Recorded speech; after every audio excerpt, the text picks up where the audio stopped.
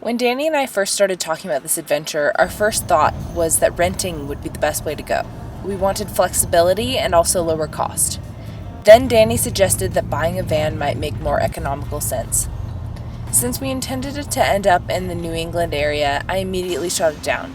How on earth would we feasibly sell the thing in late winter or early spring once we were done with the trip? I envisioned having to shell out a ton of cash just to store it, for who knew how long.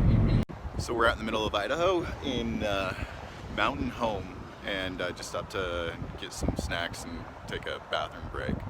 We're about an hour and a half away from Twin Falls. But then I did the math.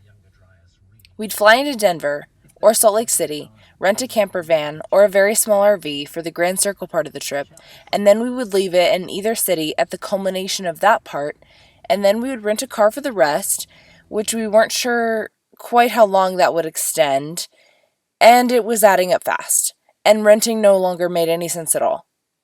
We have arrived in Twin Falls, and we are just like 5 minutes away from the Suboverland place.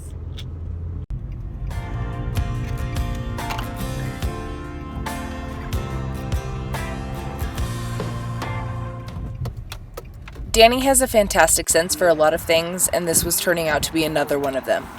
I started scanning Craigslist and Facebook Marketplace for used options. I feel like it was fate or happenstance that I came across a listing that Grady at Suboverland had posted on the marketplace. A converted Suburban SUV with a bed in the back, cubbies for clothes inside, an auxiliary battery, charged with a single solar panel and a solar shower/water source besides. It seemed perfect. I reached out, explained our story, as we were selling our business, because Grady and his wife started Suboverland after selling theirs and living and camping out of their car with 2 small kiddos. He confirmed with the guys in their shop, and it was definitely confirmed. They wanted to make our dream happen and be a part of the adventure with us.